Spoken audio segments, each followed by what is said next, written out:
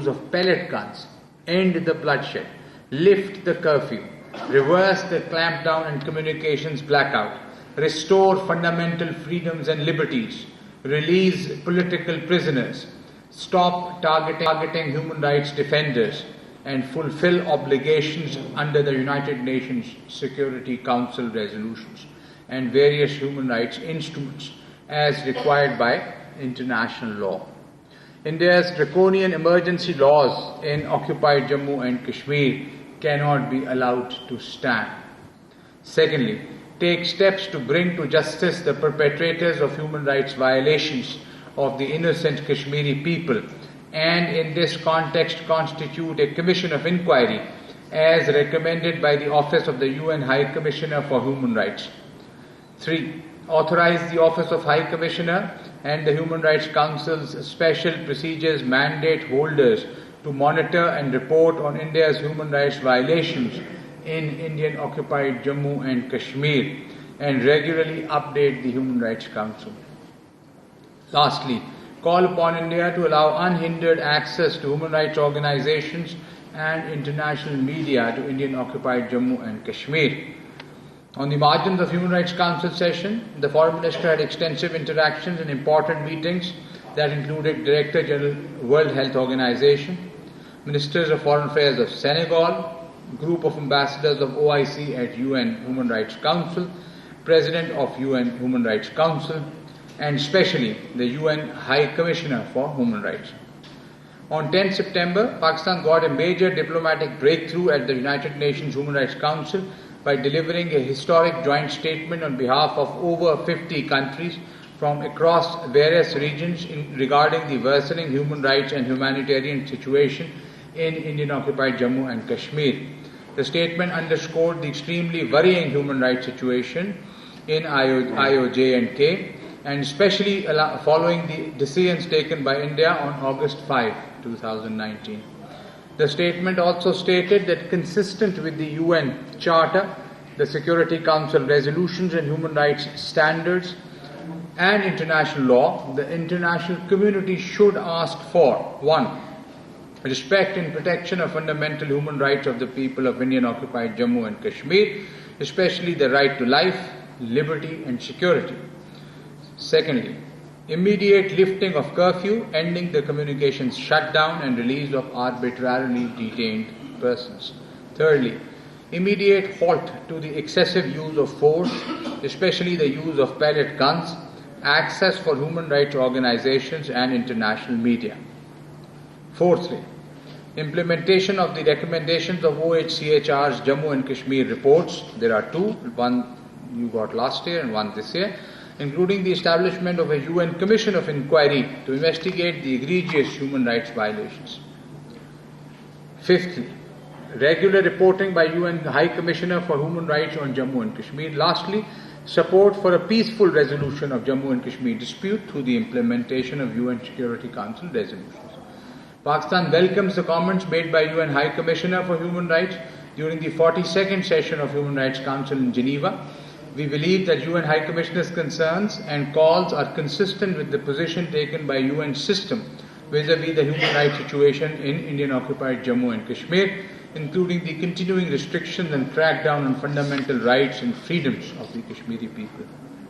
We also appreciate the statement by EU in Human Rights Council, which said that EU had been following the recent developments very closely.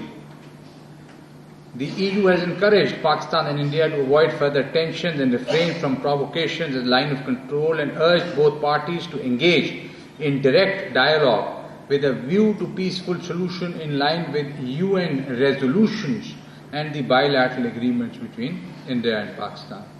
Pakistan has also noted with appreciation the Chinese statement that said that with regard to the Kashmir issue, China opposes any unilateral actions that complicate the situation and give rise to new tensions, and hopes that the relevant parties will exercise restraint and avoid further escalation of the situation. China also took note of the two reports of OHCHR on the situation of human rights in Jammu and Kashmir. The human rights of the people in Jammu and Kashmir should be respected and guaranteed.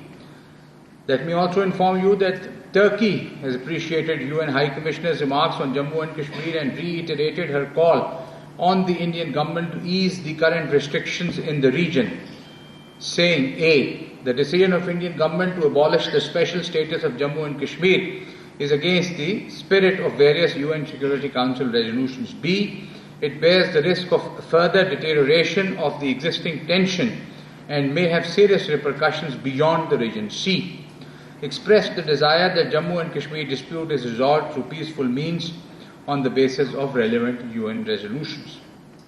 Malaysia also expressed concern on the human rights situation in Indian-occupied Jammu and Kashmir and urged all parties to negotiate a peaceful solution in accordance with the UN resolutions. All these remarks and statements at the UN Human Rights Council overwhelmingly validate Pakistan's position on the worsening crisis in Indian-occupied Jammu and Kashmir.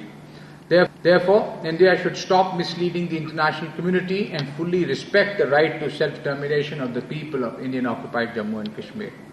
As part of continuing diplomatic outreach since our last briefing, Foreign Minister Qureshi has held telephone conversations with foreign ministers of Sri Lanka, New Zealand, South Korea, Iceland, Iran, Bangladesh. The detailed press releases in these regards have been issued. On 7 September, the foreign ministers of Pakistan, Afghanistan and China held the third session of China-Pakistan-Afghanistan Foreign Ministers Dialogue in Islamabad.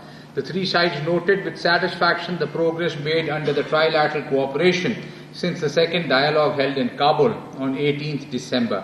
They reiterated their resolve to further deepen various strands of trilateral cooperation. Furthermore, the Foreign Minister held bilateral delegation-level talks with his Chinese and Afghan counterparts on the sidelines of this meeting.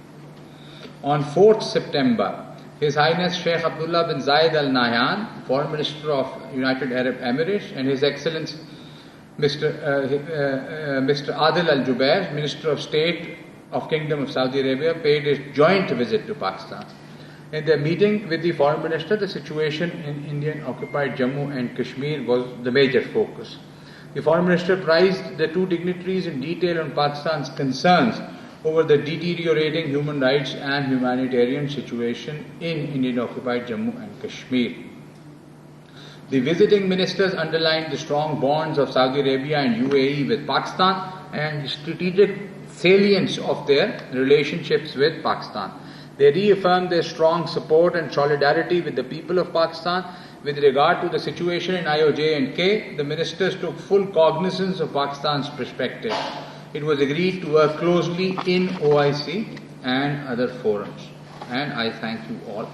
Or you can take the questions. That's all.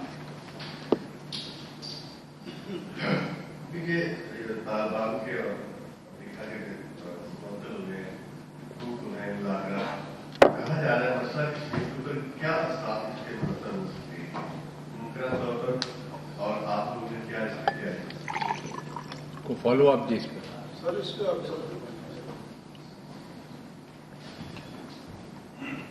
इस पे sir एक साथ से ये सुन रहे थे कि America Taliban मामला कर पा रहे हैं और इसराइल में आ चुके हैं, लेकिन सारी सूरत हाल एक बार फिर ईरान से नीचे आ रही है, तो आप क्या समझते हैं कि इसमें किसी नीयत के ऊपर शक किया जा सकता है? पाकिस्तान इसको किस तरह से देखता है?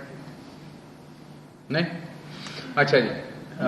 Pakistan learned about the cancellation of meeting between the US President Trump and Taliban leaders at the Camp David.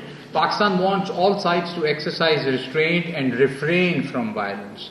We have encouraged and facilitated the Afghan peace process in good faith and as a shared responsibility. We shall continue to monitor the situation and urge all parties to return to the negotiation table to take the progress. तर्जुमान दफ्तर खारजा doctor Mohammad Faisal media briefing दे रहे थे। उनका कहना है कि मसला कश्मीर का हल अक़वाम मुत्तहिदा की करारदादों के मुताबिक होना चाहिए।